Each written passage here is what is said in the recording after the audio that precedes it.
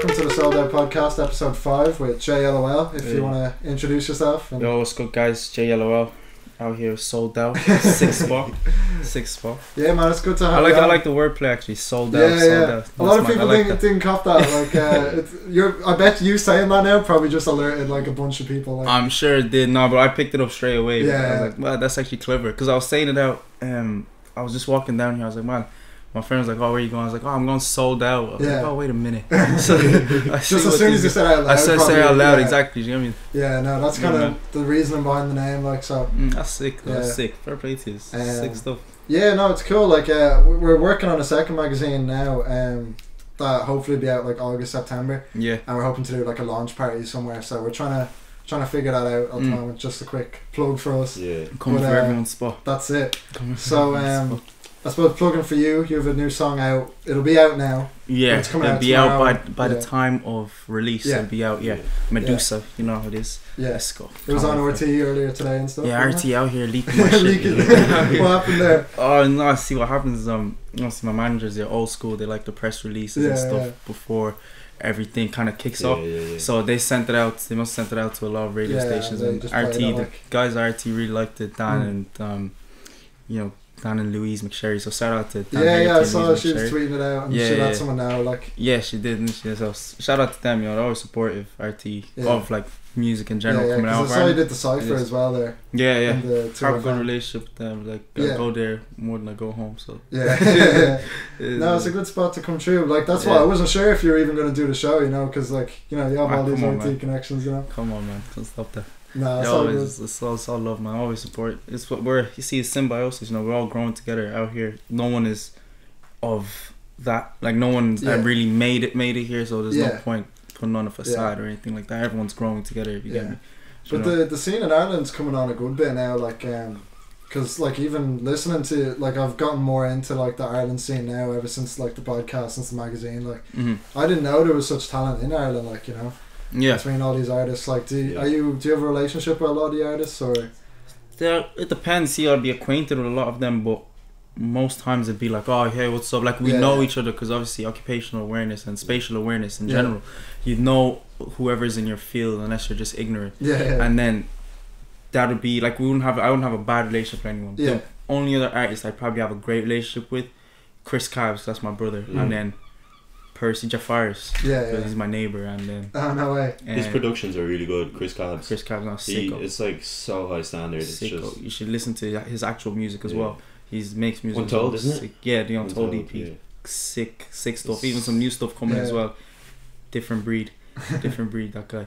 But yeah, so it's like you know what I mean. You'd be acquainted with a lot of them, but you want to be close with a few. Yeah, everyone has their own lives as well.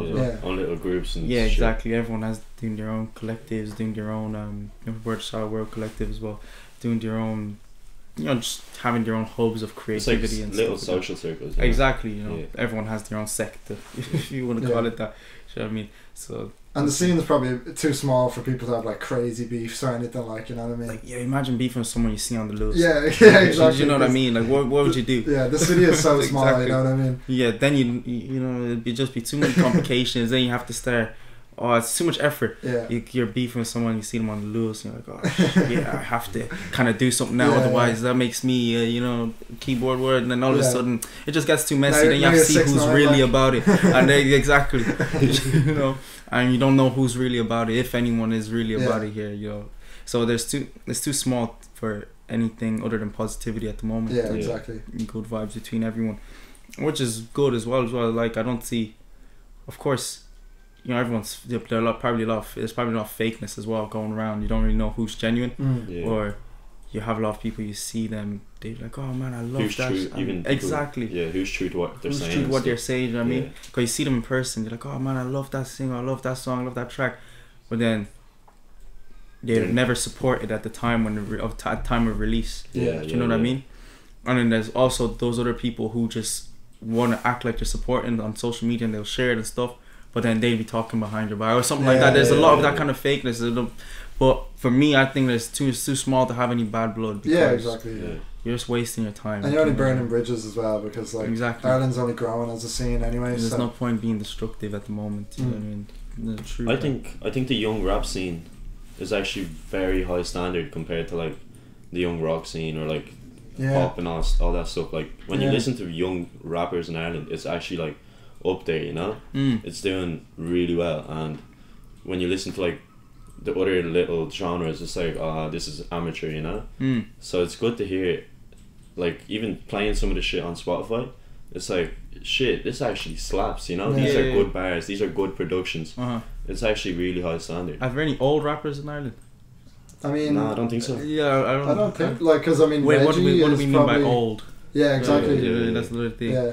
What do we mean old? Anybody, probably producers and anyone stuff, over you know? 30, I don't know. But like I was thinking, like Reggie is probably nearly like the oldest. The oldest. You know what I mean? Like the kind of the biggest. I'd say, yeah. He's a front man. But he's probably only 26 or something like, you know what I mean? 20, something like that. So I don't really know. I wouldn't really know either. But as you were saying, I got what you were saying. But I don't know. I think now everything's kind of changing. People are able to call a spade now because you know the difference. Yeah. Everyone's kind of done pretending. Like that phase of this is coming out of Ireland, so I'm gonna give it a pass just because it's coming out of Ireland, even though it's not great. I think now everyone's passed down like, this is what is good. This is what isn't. But then at the same time, in Ireland, the hip hop education isn't really great. So there's a lot of people, like the masses, like they probably wouldn't know they wouldn't know the difference, or what is good hip hop, what is bad hip hop. Well, they wouldn't know, that's a punchline, or this person is speaking metaphorically, or that person, that's, do you know what I mean? So then there's those two extremes of like, okay, we know what's good, we know what's bad, that's bad, or I don't really know the difference. Does it sound okay? It's professionally produced.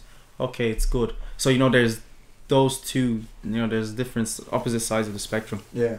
Which is why I think the more it grows, and the more we immerse ourselves into the global stratosphere, like the global music scene, the more positive it'll grow here, definitely. Yeah. Then everyone, because it's been changed. Like a lot of people are getting more interested in hip hop. Yeah, man, it's becoming one of the the leading genres. You know what I mean? So at the moment, yeah. But like amongst our generation, so like the generation above us probably doesn't get it as much, you know. So that's, I think, why it's almost this generational thing that's coming up now. You know. It always does start with the youth, even across the board. Like back in the Bronx in the 70s, it started with the young people, and the grime scene in the UK started with the young people. It always starts with the young people, It is it's a culture that is pretty much associated with youth. Yeah.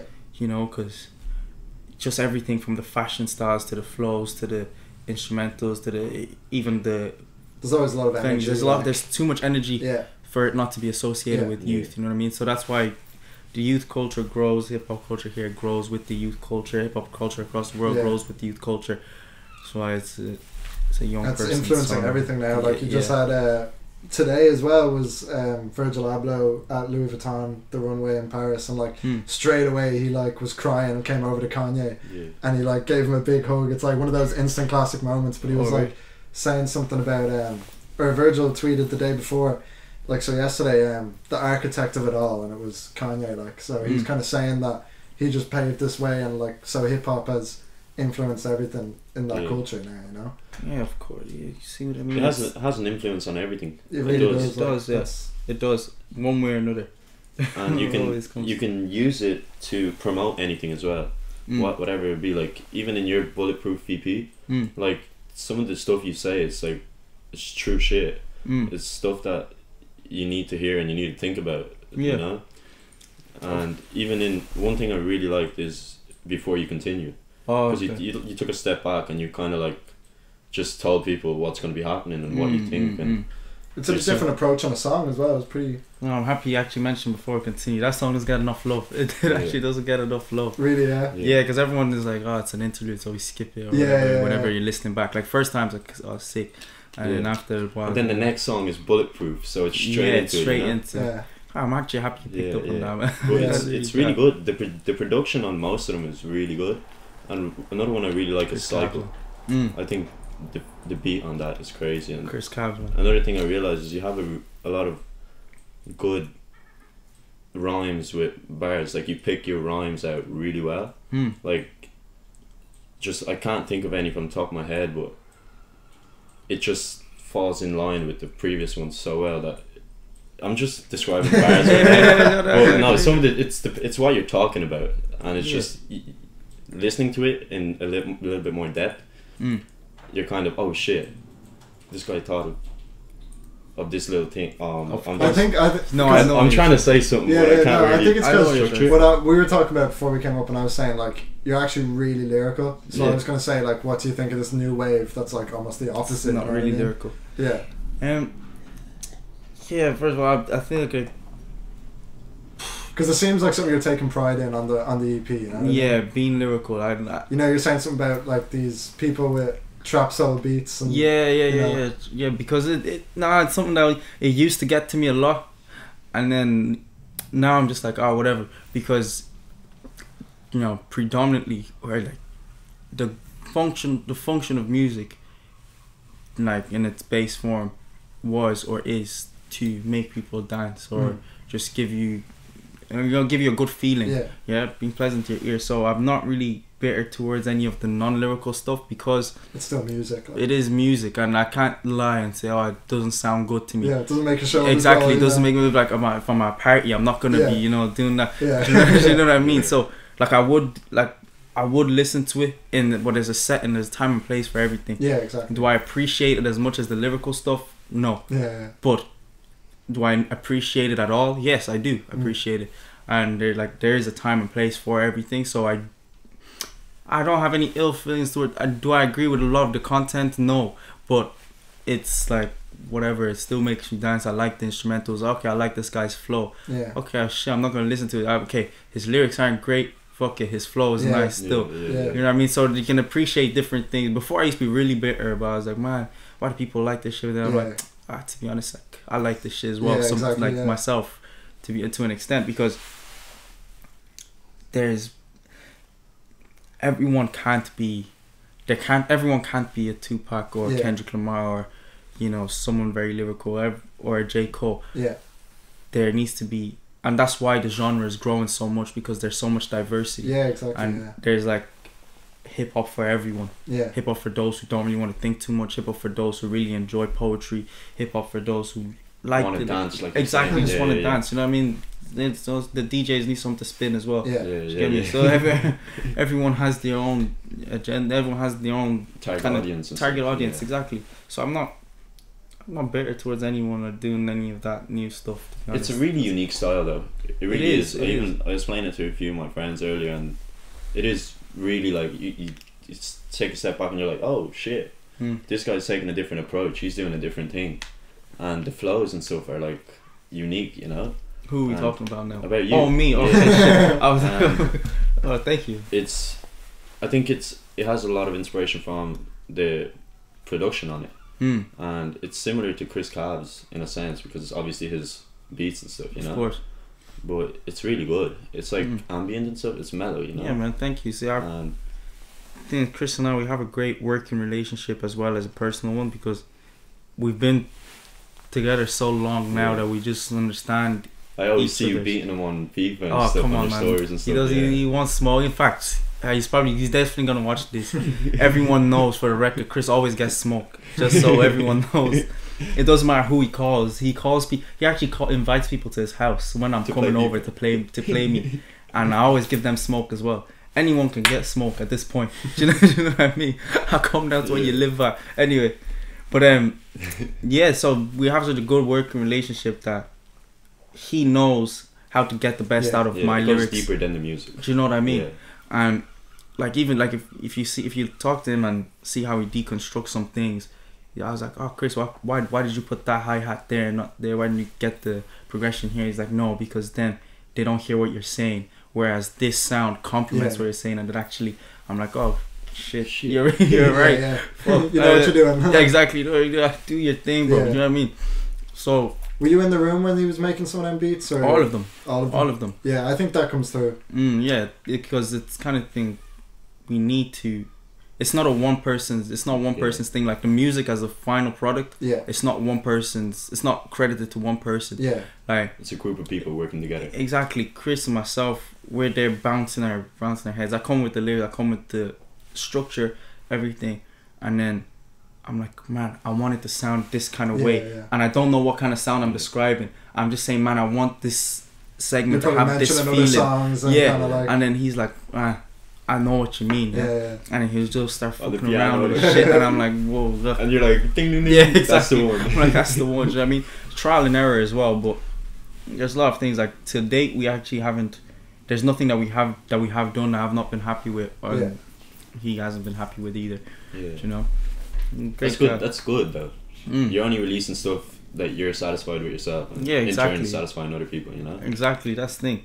And back on the topic of like the new music kind of thing, the new style. It's like, if you like a certain sound, or people that associate certain types of music with a certain sound of music, but I feel like if you don't need a certain.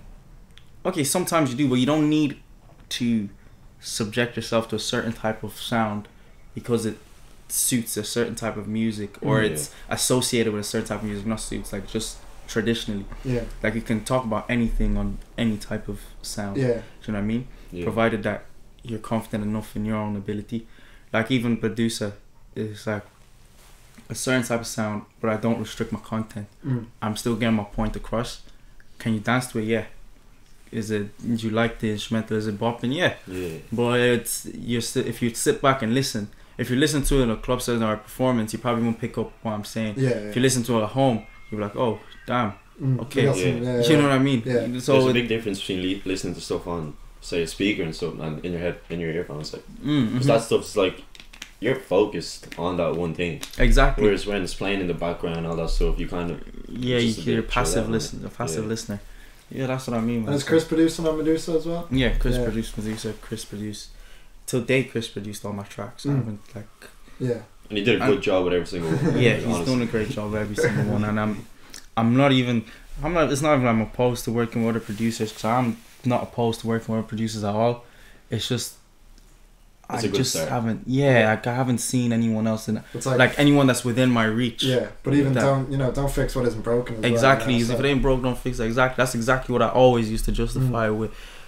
But other people come back with arguments like, oh yeah, but some producers specialize in this kind of thing, and it might influence your sound or spark something in you that you didn't know you had. But I'm like, yo, Chris can do everything. This not a drill. Like, I'm not just saying this because like he can literally do every single genre of music. So I don't rely on him to bring out anything in me that I don't know that I have. Do you know what I mean?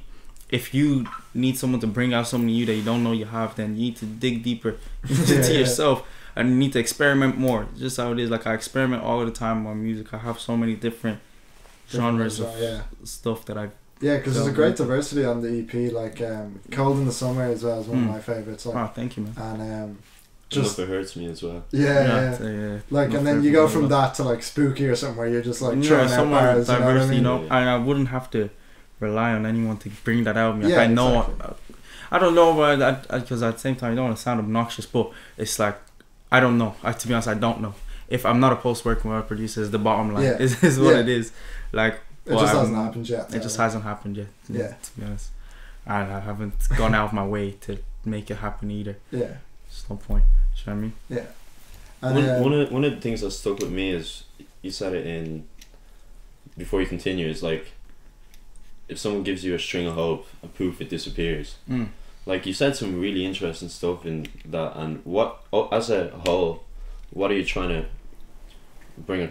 What is the Bulletproof EP? Just explain it to the audience, really, who hasn't listened to it and maybe should listen to it. So the Bulletproof EP, in a nutshell, is like, I was trying to inspire mental strength, the main thing, and just resilience in general, because in yourself, rather than out, or getting it or drawing it from someone else.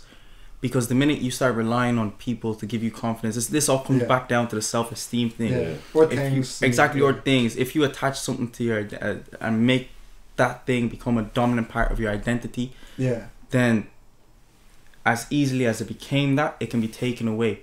Whereas if you're the one giving yourself your esteem and everything, it's internal. It's internal, it's inherent kind of confidence that you have because you're feeding yourself with this positivity and this kind of strength. Yeah. No one else can take it away from you but you.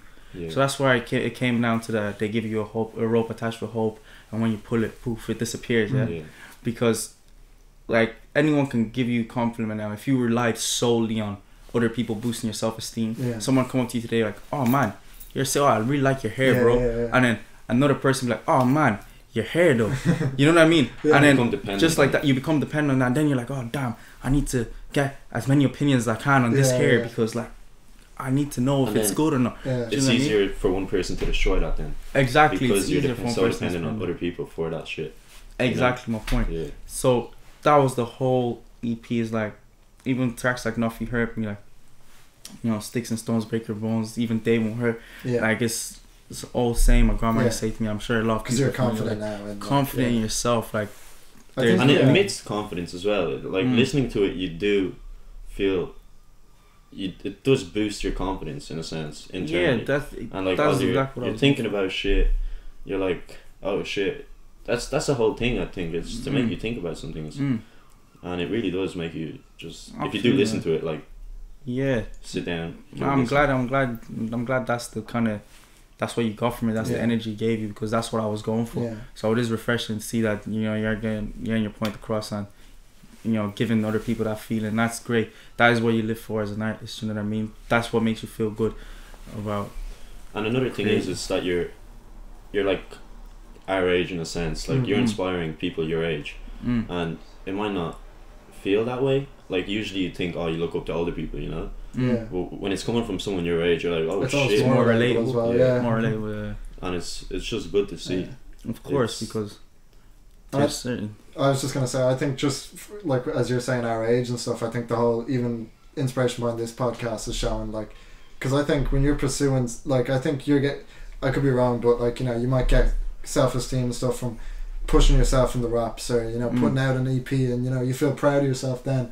Like same with me with the magazine or with the podcast, you know, doing something fulfilling, you know what I mean? Exactly. And that you get it from that, rather than trying to buy a Gucci jacket or something. Exactly. You know, you know what I mean? The end goal is usually to inspire other people. Exactly. And give them. It's to spread this knowledge. You know, spread it to the world. You know, there's no point, because there's people who just manifest, like, some people just give out energy into the universe that just manifests negativity, and that affects other people. But it's like, if you're living to affect other people, if you're living and every decision you make in life or every action you take impacts people, would you not rather it be a positive impact rather than a negative one? Is how I look at it. Like, what is the actual point of impacting someone negatively? Like, what is the actual point? You know what I mean? So the Bulletproof EP is kind of reinforcing that, but also trying to tell people that you should get your confidence from yourself and from within, so that no one can hurt you. And you be bulletproof. Do you know what I mean? I get you. Because if you have the confidence in yourself, no one can make you doubt yourself. Like, no one can make you doubt yourself once you're very confident in yourself. Once that once you're very confident, once that confidence you have of yourself is impenetrable, no one can hurt you. Do you know what I mean? How are they gonna hurt you? You're fearless. In a exactly. sense. You're like Kanye. You're a god. Exactly. Yeah, if you want to take it there. Do you know what I mean? But that's it, man. That's the. And then you're playing in Longitude in July? Yeah, Longitude 13th of July, Friday. Yeah, Friday. Oh shit, you're gonna be with Post Malone. I want to see J. Cole, them. Like, I want to meet Black so I could make an EP with him called Black and Yellow. That would be sick. We'll see what happens. My friend actually gave me that idea, so I need to make that happen. I need to make that happen one way or another. Okay. And do you know what stage you're gonna be on or some stuff? Stage 3. I'm not sure what name, like what actual. There's a Heineken stage. The main stage. I don't even know, to be honest. Yeah, I don't know if it's the Heineken stage. I just know it's stage 3. Yeah. I know last year or before it used to be the Wheeling stage, but that's not there no more. Yeah. So I was gonna say, you played before Longitude, didn't you? No. I haven't actually. This is my first year playing Longitude. And you have a few other festivals you're playing at, don't you? Yeah. You were at Forbidden Fruit, were you? No, I wasn't at Forbidden Fruit. I was at K-Fest on the day of Forbidden Fruit. That was, that was good as well. But they took good care of me. Bear in the Wood. No, Body and Soul. on Sunday, so yeah, past by the time. Yeah, and Hope you liked it. Obviously, Bear in the Woods on the 7th of July, yeah. and then the week after 13th the Longitude, then the 27th of July Knockenstocken, and then done with festival season. Get back to planning for the rest of the year. You know what I mean? Busy, but working I love on the it. next EP and next EP, next project, next everything. Yeah. You know what I mean? Is Medusa going to be on the next project? Is this kind of the start of it, or do you know that? See, at the moment, I'm kind of saying, oh yeah, it's going to be on the next project, but you know yourself, you make a plan and you can deviate, or you make another track. You'll probably make something better, and you're like, that's already out. You're like, I was like, that's already gone. So let's see what happens. But I have some big stuff in works because I'm coming up with an album. Yeah, but I want to drop something before the album because I don't want people, because it's kind of thing where everyone's always asking, oh man, new music. Even if you just drop a track last week, they'll be like, oh, new music. So I want to drop something before the album, kind of give me enough time to get the album out and get it done properly. Yeah. You know what I mean? It even promotes it just before it comes out. Exactly. So it's just work on it and we'll see how that works. Yeah. And what have you been playing any like headline shows yourself or anything yet, or are these like some of your first performances at the? Is it your first time doing festivals? No, I did an EP last year. I did K-Fest last year as well, and I did. Don't even remember. But it's not my first festival. No. But and what's the vibe at like? Like as a performer, you know? And shit. Oh man, it's crazy. You probably got so much energy in you. It's crazy. It's like, whoa. Honestly, no, it's a completely different experience though. But it's like with every show I've done, the main thing with me is the energy and the power of the performance. You know, regardless of the set. Sometimes some shows you'd want a very like thought-provoking set and stuff like that, and then other shows you want a lot of energy and you want to just take you home with the energy. And then so the festival is crazy. It's like because everyone there is very energetic and everyone's up for it as well, so it probably just flows through like so much fucking hyped up people. Exactly, it is, and you feed off that. You know what I mean? People are energetic and you get you kind of live off that, but of course you have to motivate them first. You have to win them over. You say, because most times a lot of the people there don't know you. There'll be a lot of people who come there to see. Exactly. It's good for that reason. Because you always leave having gained a few new fans, a few new people knowing your name, or a few people downloading your music. And she even saw that when we were talking at the start of the show with the OT thing. Someone was like, "What's that guy's name?" Like, shout out to that person. Shout out to that person. It's real MVP. But yeah, man, it's always like that, and that's what it's about. Every show I always aim to shut it down, so that's always the MO. That's it. I guess I'll say as well, like what artists do you kind of listen to like on your own, like, or actually better question I suppose would be like, what inspired you to start hip hop? That's a long question. That's like way back, man. Cause see, that my dad always used to play music for my brother and I. It'd always be like soul, 80s, 70s soul music and R&B and reggae. Because my dad's Jamaican, and I'm like, man, my brother and I like, shit, man, look, this is class. So we'd always go compose our own tracks, and it'd be mixed. Like we'd make a track that's reggae, R&B, and soul all in one, and everyone would go, how?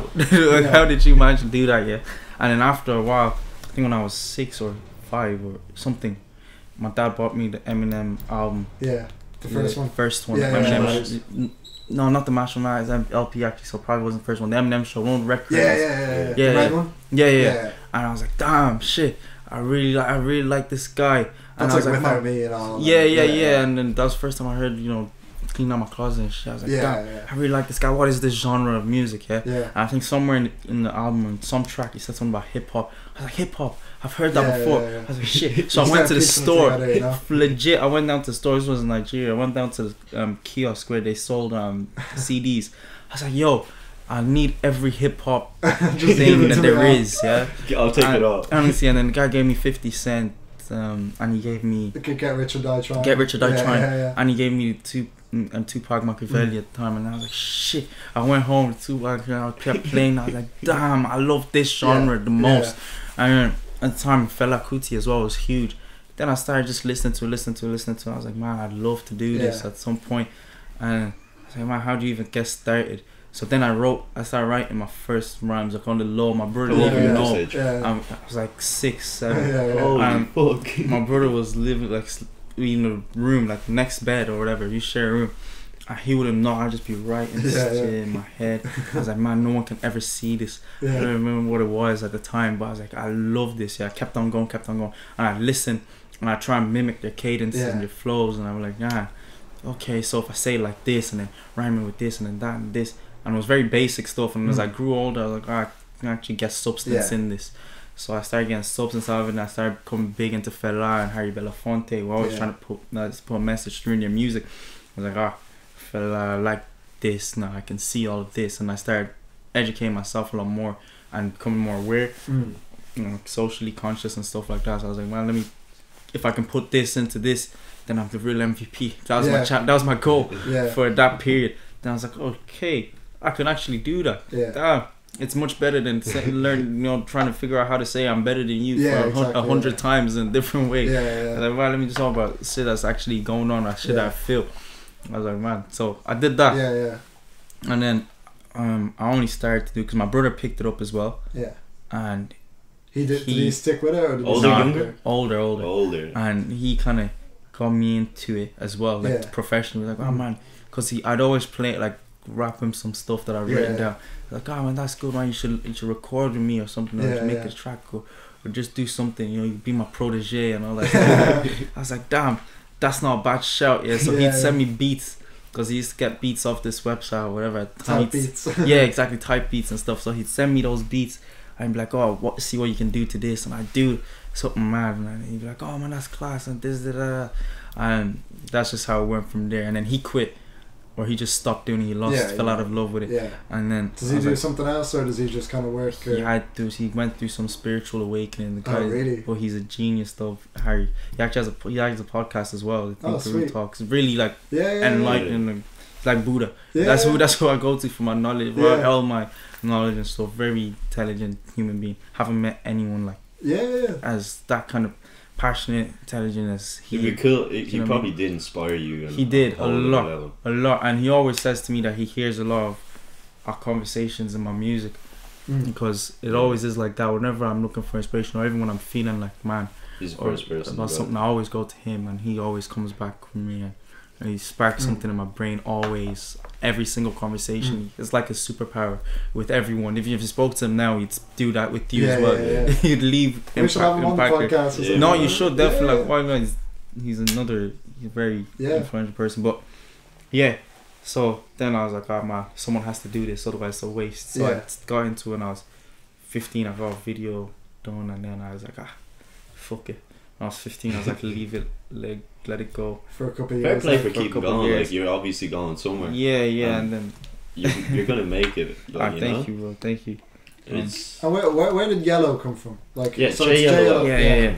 So my older brother always used to call me Yellow, and it's just always a thing, like, because they're all dark skinned, my brothers, and even in Nigeria and stuff, everyone like, oh, yellow, or they call you Papa. I don't know if you know a papaya.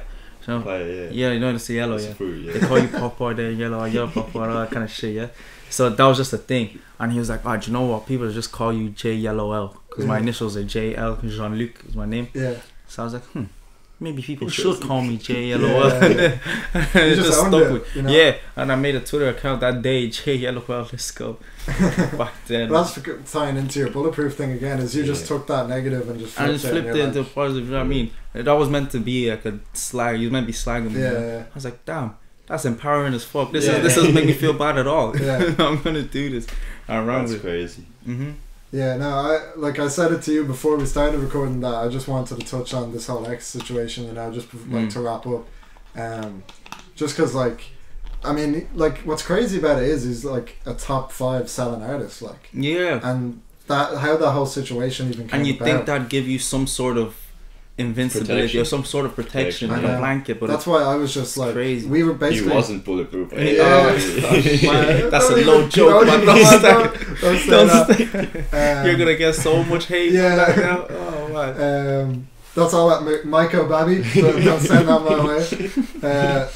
No, but what's crazy is I just explained it to these guys, but when we recorded on Monday, it was right before, like we finished recording and we were on the drive home when the news came out, you know, and that's what I just couldn't believe. We were bumping to some new Nas. Yeah, we were listening to it, and just bumping. This just came out of nowhere, because even this whole 6ix9ine Chief Keef situation, you know, if something happened there, you'd be like, oh, okay, fair enough, you know. But this thing is totally random, like, and as soon as people are sharing the videos, which is really fucked up, because like maybe they could have helped him, you know, they could have actually rang someone instead of just standing there recording, you know what I mean? It was upsetting to see the video. Like, he showed me in the car, and it's kind of just that everyone was just kind of watching. It's so vivid, you know, so visual and shit. But like that, I think, like, I know everybody has like some bad stuff to say about him too. I mean, obviously, like, I mean, I'm of the opinion, like, if the guy's dead, just like stay quiet or something. I don't know what what the proper thing is there, but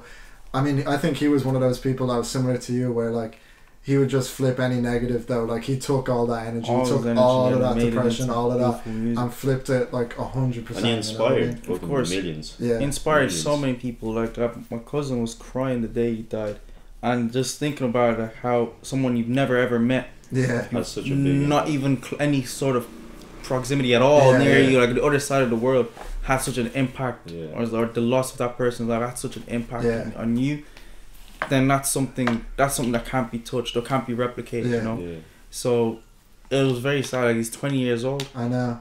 That's I don't know if you've heard that new Juice WRLD song. Did you hear that? Juice, Legends. Yeah, man, that song, like, he did a good job with that song. But man, even when he was saying, you know, he's not in the 27 club, he didn't even make it to 21, you know what I mean? He didn't make 21, like, oh man. And even the same with Lil Peep, I don't think he was 21 either. He was just 21. He was just 21. Like, it's crazy, like. Oh man, there's so much. And they're like two of the, obviously, like, the leading people at what they were doing, you know? Like, both of them just had so much to give, like. What upsets me a little bit is the amount of attention he's getting just after he died. Yeah, you know, like, so many people. I saw the video from Master P.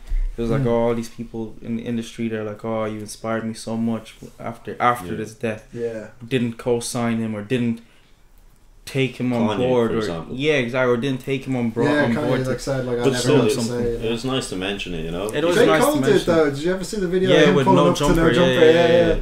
You know, he did. Cool. But like, I feel like that's why if someone is coming up and you appreciate what someone is doing, let them know. Yeah. Like, don't forget about ego, forget about all that other shit, because you don't know how much of an effect that will have, or that positive energy that positive vibration that you're giving to that person would have on that, you know, that guy's life. It might make him change, or this other way, you might realize he's doing something right, and then stay away from the negativity, or you know, just anything, you know, just get rid of the ego and all that stuff. But what that made me realize, not like I didn't know already, is like how life, like, it's very elusive. I haven't put on this, I'm like, one minute you can be here, and then in a split you can lose years of life in a split second.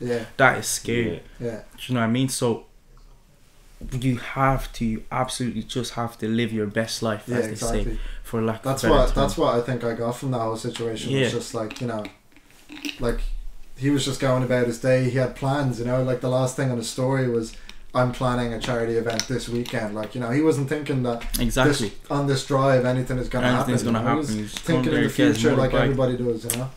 But, you know what I mean? But the positive is that, okay, he's dead now, but he achieved so much, like more than a lot of people are ever going to achieve. I don't know what his goals were, like what his end goal or where he saw himself, but he was probably, I'd say, close. He lived in the moment a lot. Did you see there was a story that a lot of people are sharing? I think it was one of the last times he did like an Instagram live, and it was kind of crazy because he's literally talking about, he's like, you know, if I died, I just want to touch. He was like, I wanted to, like, and that's why I think, at least like 5 minutes. I think obviously everybody knows this, but like, you know, he's such an emotional guy, and all the fans then I think were like so diehard. But I feel like, you know, I would always see him basically. There's this guy I follow on Twitter. You know, you'd know the artwork if I showed it to you. His name's Jediah, I think. And he did all these artworks for like X and Suicide Boys and all these guys that were coming up. Did a lot of artwork for them. But X would like reach out to him, and this guy only has like, I say only has it, but like 20,000 followers. Yeah. But X would be like they developed a relationship with this guy who's just posting art of him all the time, you know. And I saw a lot of that from X. Like there's a, I don't know if you ever saw the vlog where these YouTubers ran up on him with like merch, and X like doesn't even get annoyed about like, you know, you're trying to use me to promote. He literally was like, oh, okay, what does that mean? And he was like asking him and gave them a bit of advice and went about his day. You know, he seemed like he really did want to inspire anybody creative to just pursue it. You know, and that's why I just wanted to say it on the podcast, because like that's always the vibe I got from him. You know, that he was just trying to do the same sort of stuff. But it's great that he's left that kind of impact on you now, rather than a negative one. You know what I mean? It's, that's what I mean. That's all back down to the whole. What are you giving out to the world? Exactly. That's why I thought it would actually be good to bring it up. You know what I mean? So that is beautiful in itself. His, you know, like, and even if he did all of this bad shit, you know, he was on the path to recovery. You know. Yeah, that's the thing. Everyone fucks up, man. Everyone fucks up. Yeah. Everyone fucks up. No one's a straight animal, straight spirit. You know what I mean? And like you were saying with we're kind of telling people something like that was one of my favorite Kanye songs is like Roses, you know, on Late Registration. And he's literally saying, you know, like, instead of sending flowers, like, be the roses, you know. So like like, people always wait until someone's dead to give them the flowers, you know, but give them that gift while they're alive. Exactly. So you know what I mean? all of that stuff just has been going through my head this week after that stuff. Nah, rightly so. Some powerful shit. Yeah. Music is powerful as fuck, man. Yeah. It is, like, that shit, it's just fucking. You know, there's so many people didn't know that guy, but so many people were affected by it. That's powerful in itself. Yeah. You know what I mean? Yeah. But yeah, anyway, you had some powerful shit to say yourself, you know? Thanks for coming on. Yeah, no, really appreciate it. I like what you guys do. Do you want to plug anything or? Sold out. Let's go. I want to plug in Medusa. It's gonna be out. It's gonna be out. Medusa. What else do you? Catch you along to it. I'm sure a lot of people are going to Spotify. Where you on? You're on Spotify. Spotify, Apple Music, SoundCloud, iTunes, SoundCloud. YouTube. Yes, SoundCloud's kind of lacking. YouTube, SoundCloud. I don't know why I don't post enough on SoundCloud. It's a bit of a Medusa's coming on SoundCloud. Don't worry. Come on SoundCloud as well. Instagram, Facebook, Twitter. At me, JyellowL. I mean, but thank you guys for having me. That's it. No, it's a pleasure. That's it. Thank you.